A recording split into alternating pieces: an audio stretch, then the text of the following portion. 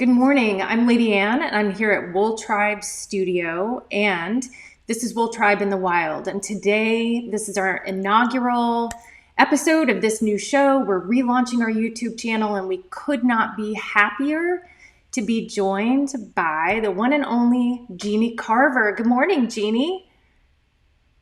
How are you? Good morning. It's nice to see you. It's so I'm nice to good see as we you. move into fall and maybe winter coming. I'm pretty good. Yeah, we're definitely ready for the cold weather. So I do have a couple questions for you. So ahead of time, Jeanne and I actually exchanged some questions and answers, and I wanted to share a little bit about what she shared with me, and then Jeanne, I want to ask you some questions. You have been working with sheep for a very long time, and I actually have. Let me find this here. I have a really sweet picture of you. Let me see if I can get this to show up here. It's you with your sheep, and there you are. It's such a sweet picture. Yes, Yeah, tell me all yeah, it's a about. favorite. It's a favorite. It's beautiful. You sent that to us. We love it. Tell us about your sheep journey just so people know a teeny bit. I know the whole story and it's amazing, but give them just when you got into Shaniko and then let's talk about why you love the sheep so much. Well, when I got into Shaniko, that it kind of grew out of what we were doing here on our own ranch. So I'm on our family ranch, which has been going 153 years of having sheep and cattle and grains and hay here in Oregon's high desert in the interior of Oregon, east of the mountains. So we're a low rainfall area, about 7 to 8 inches a year of Mhm. moisture. It's a beautiful landscape, and sheep have always been here. And in fact, we were focused on natural resource management as pretty much your whole focus until 1999, and with the offshoring of U.S. Textile and manufacturing, it ultimately landed on our doorstep. We had been selling our wool to the same company for 100 years from this ranch, and that spring, after shearing, we called the wool buyer for that company to say, "What's the price this year? We're ready to haul our beautiful wool to you." And they said, "We're sorry, folks, we're not buying. We're closing our doors here and going offshore like everyone else." And it was stunning to us because we didn't know anything else. And as we watched our US textile infrastructure disappear, so went the sheep industry. The greatest collateral effect to that is that so many sheep and grazing animals have been, and it's not even in this country, we've seen this around the world in my journey since, but we removed those grazers off the land, and they're there for a reason. The way they stimulate plant communities with grazing is an important part of the intended relationships between grasslands and grazing animals. So anyway, my husband gave me the challenge then in '99. He said, "Well, we've got to find a new way to sell what the sheep give us, this gift of creation, if you will, this harvest."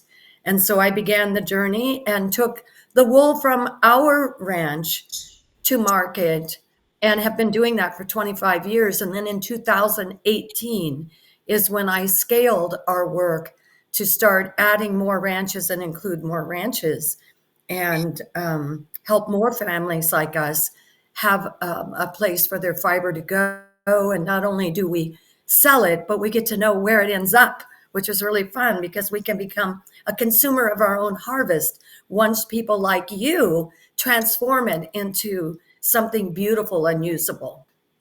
I love that. So, a question for you is to share with people how, when you bring branches in, they become members of the co op. How does that work for Shaniko Wool Company, and how does it work for your ranchers as well?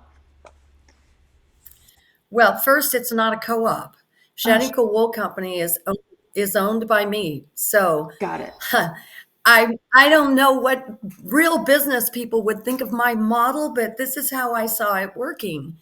Um, So there was a movement. Wow, now probably it began in about 2012, an effort to bring a third party audited standard that was focused on land care and animal care Hmm. to the wool sector, to the wool, textile, and fashion sector. And so we actually were asked by a brand to go down that road. And we said yes. So when that standard launched, which it's called the Responsible Wool Standard, and Hmm. today it is the leading third-party standard in the world for wool, sheep and wool production. So when it launched in 16, we became the first ranch in the world certified. That was our family ranch, Hmm. Imperial Stock Ranch. And then, as the interest in traceable wool that was brought with that met the criteria for land care, animal care, and worker care, there was a growing demand for that. And I felt like we should scale to meet that need. So I started a new company, Shaniko Wool Company, to scale the certified wool being produced in the US. And so ranchers find me. I ask one in the beginning, and once they joined, then they brought the next one and the next one, and they bring each other.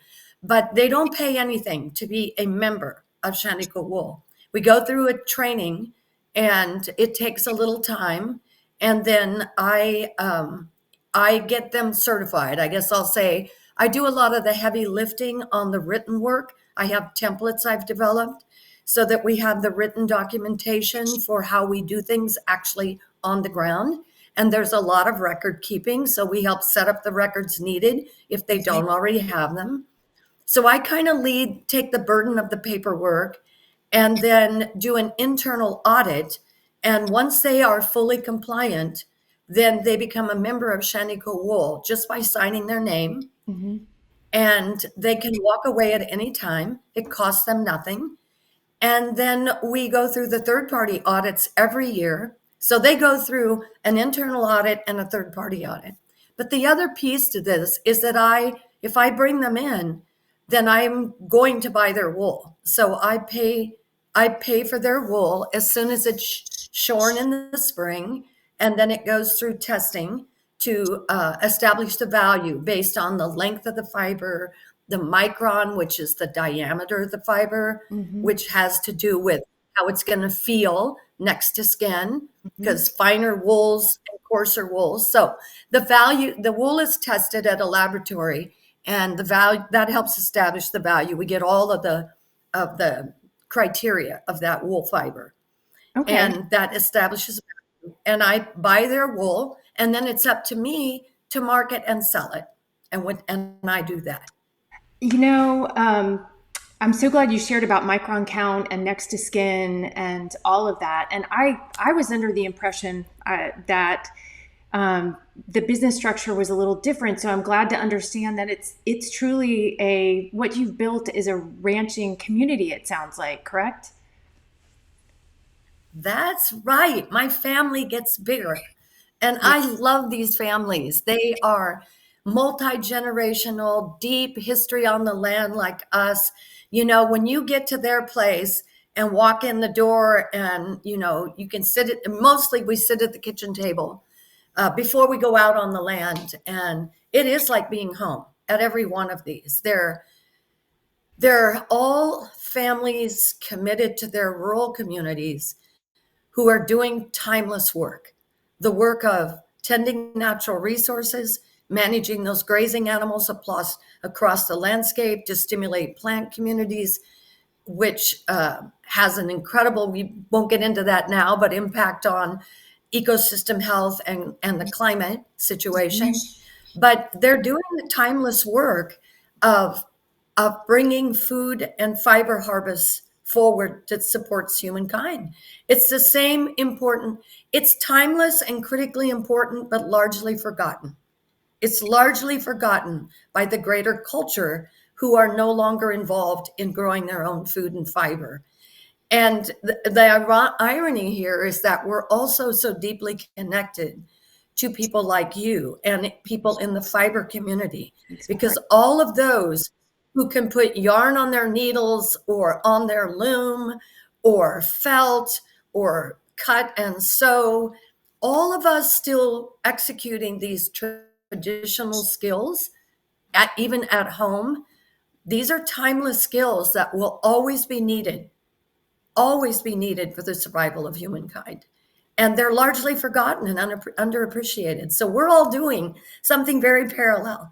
Timeless activities that are forever, that are largely forgotten. I love all of that. Obviously, we love you and we love working with you. And, when we began dyeing our own yarn, and then through a twist of fate, we found you and we were so thrilled. And then when we moved toward WoolTribe, so we're able to offer not only the yarn, but also finished goods like beanies and scarves for people who don't happen to knit. It gives us a chance to tell that story through the lens of Shaniko Wool to people who might not otherwise have known it. So we love it. And, I read something really interesting today, that a beanie that is, bless you, a beanie that's made in China, out of wool from China, travels roughly twice the distance that one of our Shaniko wool beanies does. So, and we only sell in the United States. So when you buy a beanie from us, this gets into a specific topic for you, but the amount of carbon, because of the travel that the beanie makes, the shipping, is far less. So talk a little bit about, for people who have no idea what we're talking about with carbon, what is it in a nutshell, and how are you guys helping to make things better? Because you're doing a lot in that department. Wow, big topic. I'm going to just jump back to 1999 and when we couldn't sell our wool. And it just was illogical. I'm like, well, we know there's still wool being used in all the things that we wear, whether it's gloves or socks or a sweater or a blanket on the bed or fabric upholstery. Okay, it's still happening. It made no sense that a country that we couldn't make what we needed to survive, what we need to eat, what we need to clothe ourselves with and shelter ourselves. How are we not doing that in our own country anymore? Or we're moving the direction of not having that capability anymore.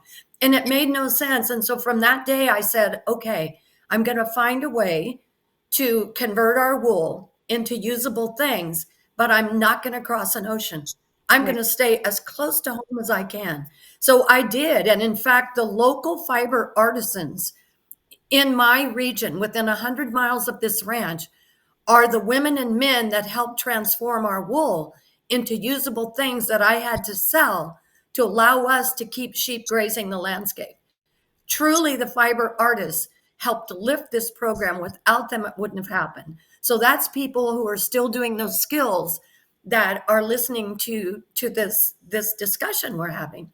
So I was committed to not crossing an ocean back then. Where are we today? Wow.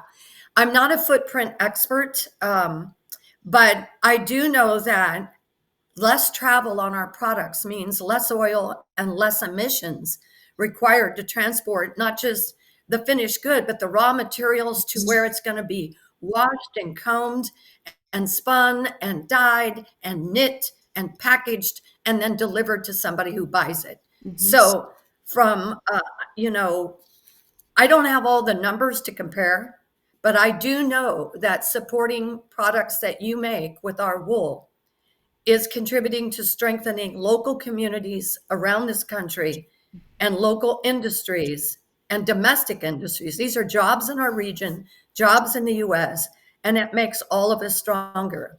It supports us in providing what we need to survive. It makes us less reliant on imports. It preserves these long-term skills that we need as a nation. We can't give them up entirely. It helps us retain independence.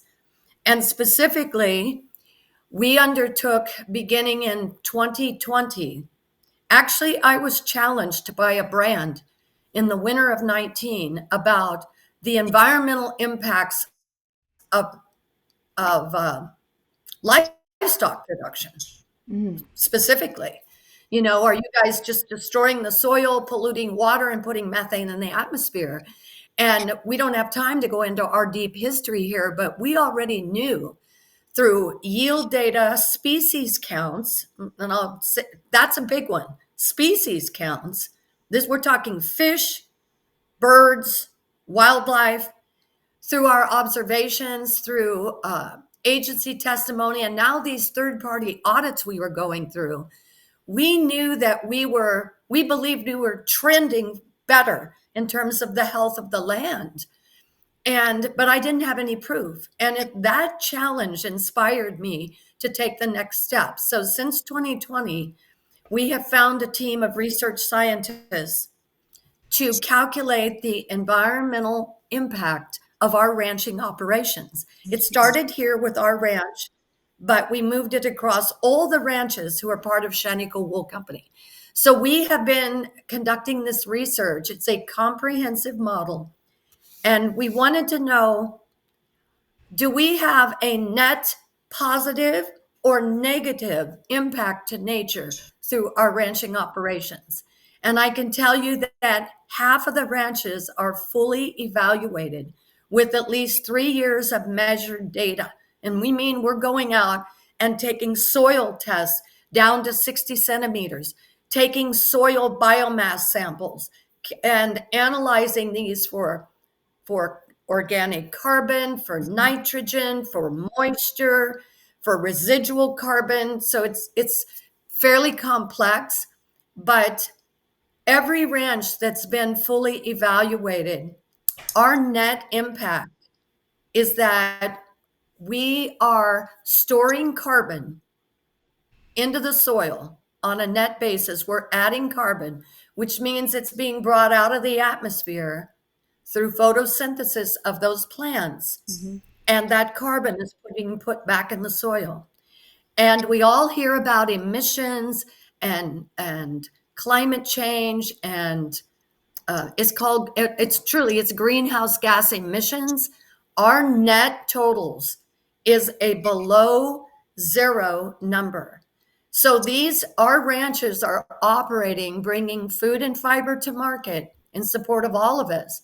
But I truly believe this research has shown that our greatest impact is that we are ranching in a way that is helping clean the atmosphere and return carbon to the soils. So we're ranching in a way that's positive for the environment. And that is a story that is not being told, and a lot because it's never been measured. No one ever asked for it before. But Shaniko Wool is an incredible laboratory now with 5 years of data showing that that is the impact of our ranching activities. It's the greatest work I've ever been involved in. Absolutely the greatest work. Your passion always, every time we talk to you, whether it's in an interview or we're just having a chat, your passion is absolutely inspiring. And you're making me think too when you talk about species counts. Something that nobody ever talks about, in addition to the carbon drawdown, is the fact that a sheep ranch, any kind of operating ranch space, anything, it doesn't involve just one kind of plant. It doesn't involve just one kind of animal. It's an entire system. That's what you're saying, and it's very important that people understand that when you buy something made with Shaniko wool, you are supporting the health of a system, which is incredible. Bless you. I just think Yes, that's thank you. I have amazing. a bit of a cough. I've been speaking in a lot of venues, right? I've been speaking all over the country and beyond on this topic of the impacts of ranching, the environmental impacts of ranching, because we have some of the leading data in the world on this. And most people don't know that, but we're getting invited. I am to speak a lot of places. So I picked up this cough in all this traveling. Sorry, No, but what you're you just fine. said, it's true. We used to at one time years ago, we were hosting a tour, and I think it was garden clubs, if you can believe it. I mean, we've toured fiber artists and fashion brands and historical groups and artists and painters and photographers and school kids, industry groups. So you name it, we've had them here. And Dan welcomed the tour one day by saying, we were standing up on top. You can see forever. In fact, from that location, on one side of the dirt road, you can see grazing land, natural grazing lands that are untouched by a plow or anything, right? For 150 some years, it's been grazed by wildlife and domestic livestock. On the other side of the dirt road, you see our no-till dry land farm ground, which, we don't have any irrigation. So you grow with what nature gives you, right? Mhm. Every drop is precious. So you're standing there, but you can also see Mount Jefferson to the south, these incredible Cascade snow-capped peaks. You can see Jefferson to the south, then Mount Hood, Rainier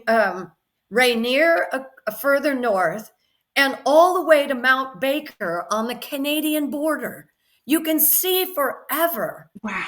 And he says to this group who gets off this charter bus, everybody gets off and we gather to start the visit. And he says, well, good morning. I'd like to welcome you to my garden. He was welcoming them to this garden of 50 square miles of landscape in a high desert environment. It was his garden. And that's how we look at it. This is nature's garden. And from it, it provides us with all we need for life. Life begins in the soil and on the land. And that's where we go back to it, dust to dust. We begin there and we end there. They're in literally. And he said, welcome to my garden. And it's like tending these interconnected systems provides life to every species on the planet, from insects to plants to all animals and all categories of animals. And so how we graze this land has a direct impact to the habitat needed in the creek for the fish to live. It's that clear when your life is immersed here. But usually you have your observations, and you can tell over the time if you're doing a better job or a worse job. If you start having bare ground instead of a landscape covered with plants, you're doing something wrong. And you can tell that. But how do you get anyone other than your neighbor to believe you? How do you get people in town to understand that what you're doing is good? Because somewhere along the line, grazing became a bad word. People associated grazing with land degradation. It's absolutely, grazing can have the absolute opposite effect to that. It can actually rehabilitate a landscape through Mhm. well-managed grazing impacts. So yes, it's about tending the garden. It is. That's what we do. And that's a fantastic way of explaining it and looking at it. And as you know, we're all about the interconnectedness of everything, and just hearing the science behind that and the observations behind that it's truly inspiring. I want to share with folks that when you buy something from us, there's a tag on it that says Nativa Region Shaniko. Share just a tiny bit about that. You spoke about RWS, but just share what that tag means and how that got to be there. Well, this is about being family again. This is, the challenges we have in a country where our infrastructure is decreasing for textiles, the ability to convert a harvest, wool from the sheep, into something usable. We have one wool combing facility left in North America that can comb wool. We need them. If they went down, it would be close to ending the entire wool text, textile sector with regard to wool fibers. And so during COVID, it was very difficult with labor issues. We all know what we went through as a community during COVID. It changed our life. And so there was difficulty. I would ask them, they have to wash and comb the wool so it can go on to a spinning mill to become yarn. It's like the first step. They're the first stage processor of the raw, greasy wool. And so I would ask, when can you run, a load of our wool through? And with the labor challenges they had, every business was working to survive. So they're going to comb wool for their customers before they would comb wool for somebody else. Mm-hmm. And it was really difficult. It almost closed our doors. Mm-hmm. And so ultimately, I proposed that we develop a relationship where they would have the exclusive right to sell Shaniko wool in the United States. They would have the exclusive right to sell it. And so we signed a licensing deal. And that made Shaniko wool their product to sell to customers. So that meant they were going to wash it and comb it and keep it in stock. And that helped pull our wool through and kept us going. Now they have their own. Chargeurs USA is part of a global company called Chargeurs Group, headquartered in France. And they have their own third-party standard called Nativa. It's Nativa Precious Fiber. So as soon as we were going to get this arrangement, I became part of the Chargeurs family in my mind, just like I do with ranchers. We're all part of the family. Yes. And our customers, WoolTribe, we're connected. We're part of a family. And in fact, your customers, when they touch that wool, they then become part of this group. We're all connected together. Chargeurs has their own standard called Nativa. And I said, well, then I'm going to become certified to your standard also. So we're dual certified beginning in 2022 to not only the responsible wool standard, but to Nativa. And they have a level of certification called regenerative, Nativa Regen. And we qualified for that because of our practices and our research initiative and the data we were bringing to support the impacts we're having on the land.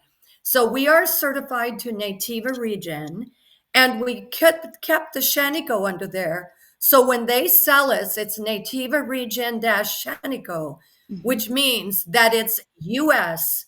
grown and raised and made in the U.S., an entirely U.S. supply chain. So when you see Nativa Regen Shaniko, we're part of a leading global standard, but we're uniquely United States origin and manufactured. I absolutely love that. I mean, the focus on United States wool that's the reason we got connected with you to begin with, and seeing all that you're doing to help ensure the health of the industry in the United States is incredible. It's incredible. And side note, wearing a Shaniko top here that I knit. This is our basic elements pattern, and this yarn was wonderful. Yeah, it was spun 45 minutes from here by Meridian. So yeah. Yes, wonderful. See, I think that's one thing I want to make sure is that you see everybody becomes part of the story. And this goes for you and I, and Meridian and Chargeurs. You see, we're all connected, and it also. So for me, the way I've learned, and this, I didn't know this, I was very disconnected from all of this until that day in '99 when we couldn't sell wool. That's what shoved me down this wool journey. And I'll say shoved because I had no idea what was coming, what I would learn, where I was going. I knew nothing. I'm not a master knitter like you. in fact, I don't even knit. I can cast on, knit, purl, and bind off. That's the extent of it, right? That's But good though. That's I'm an awesome. outdoor. We also need cowgirls too. So, Yes. I'm better outside than I am sitting with a pair of needles. But every hand that touches this wool becomes part of its story. From me, the rancher, to the experts who wash and comb it, who run the carding equipment. That's an incredible skill. Imagine if we lost those people entirely from this country. The spinning mills, the dye expertise like you have, the knitter, also you, and those who tell its stories and make the connections, even the marketing people, the people who write copy, the design teams, it All of takes it. all of us down to the final purchaser who takes that harvest home is part of this story. We are now all connected. This goes all the way through. The last hand to touch the fiber, those who choose to buy it become part of this story. And that makes us connected, and it makes us part of the solution in this industry and in our survival. That's So when we choose better materials, like those that are meeting these standards, the fiber itself, we're the beginning of that value story. When we choose better materials, we deepen and deepen relationships and remain connected. It makes all of us stronger and this country stronger. That is so true. And I do want to drive a point home about the knitting. Anytime you buy God, I hate you picked up that cough. I'm so sorry. Anytime you buy a knitted thing, if it's knit by a knitting mill, like we have a fabulous relationship with Artex, which is the oldest circular beanie knitting mill in the country, and they have a relationship with another company that does flat knitting. But anytime you buy a knitted thing, even if it's knit by a company like Artex or their partner, there are people that have to be experts in order to get it there. And just for example, this is our signature cable beanie, and it was a finalist for a couple of different awards. But this didn't happen without the cooperation of bunches of people to make these things happen. They don't just, spontaneously occur. It takes a lot of work and a lot of cooperation. So, yeah, you're supporting tons of people. Yeah, and you can't skip over any one of those steps. It's Nope, like every single one is equally important, it no is. matter where they are in that system. They call it a supply chain. I don't like that word We because don't it's either. too it's not intimate enough. It really is a system. We're all in it together, and you can't skip a step. And every step is highly skilled. And this is with folks that are more removed from making their textiles.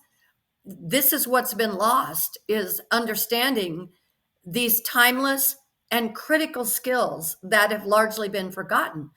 For those in the audience that are hand knitters or weavers or crochet or actually do some of the textiles themselves, they get that more. They Mm-hmm. understand the time and the skill that it takes. That is But it's true. true, every step is critical, and each one's equally important. No one's more important than the other.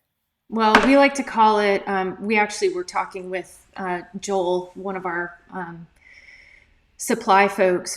We now call it our supply community instead of a chain, because it really is a community. And I will tell you, the last time we got on, actually this week, we got on a Zoom with Joel, and he said, first of all, how are you guys? I've missed you. That's the kind of relationship. Yeah. And it's, what are you doing for Thanksgiving, and how's your family? And those are the relationships. That's the piece of it that we love. We love that with you. We love that with our folks at Chargers. It's everybody. And I don't think people realize it's not a bunch of robots, it's people. So I want And you to this is tell, oh, sorry, go ahead.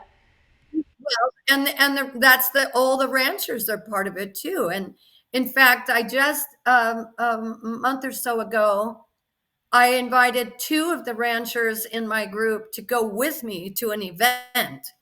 They had never done that before. And it was very eye opening. And it was great because they got more immersed in this community that mostly ranchers are separated from.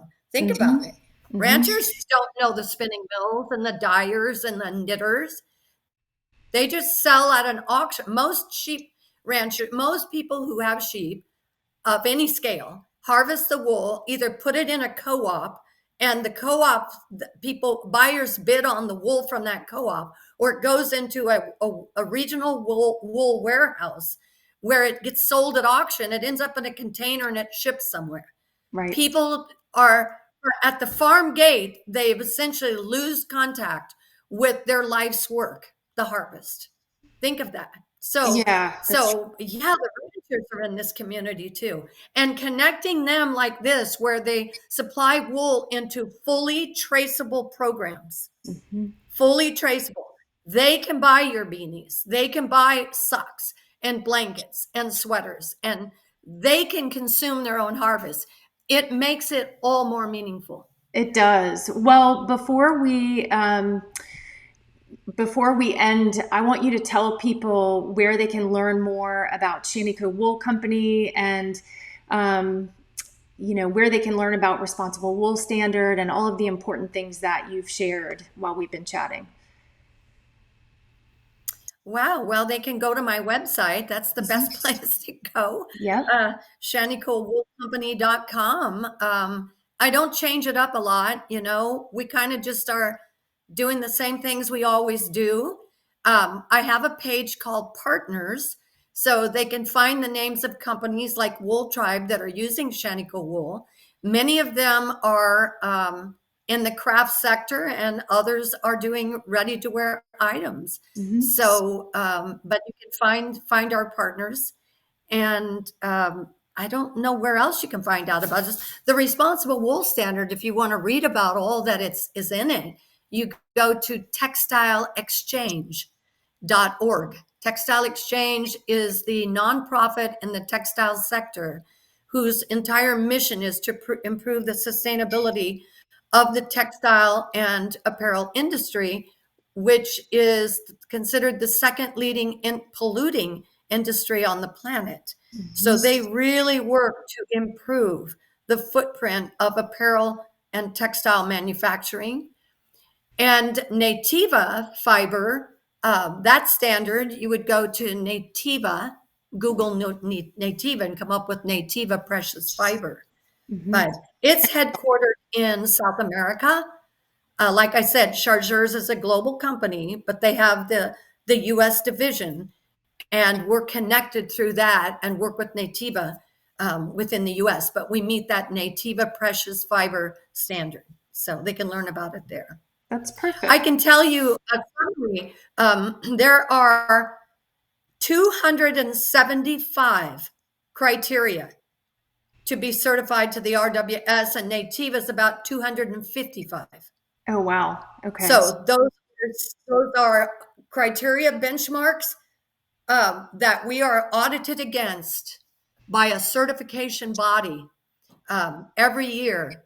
And those are split between land stewardship, everything about natural resource management, and animal welfare and workers. So it's three completely different modules, all with the same mission. I love all of this. And I'm really grateful that you took the time to chat today. I appreciate it. And so I'll look forward to Well, we connecting need with you you. again. We What's need that? you. We need you. We need you too. Without you, we're done. You see, we need every step in that community that you talked about, that system. So I'm just honored you invited me to visit with you today, and thank you very much. So I know we'll Well, be talking more. I know we will be, and we appreciate you. We love you, and we're grateful to be part of your community and part of the greater wool community. So, thank you so much. And to everybody who has listened or watched, I'm Lady Ann. I'm here at WoolTribe Studio in Charlotte, North Carolina. This has been a fantastic chat with Jeanne Carver, who is at the helm of Shaniko Wool Company. Please subscribe, and thanks so much for hanging out with us. We'll talk to you the next time.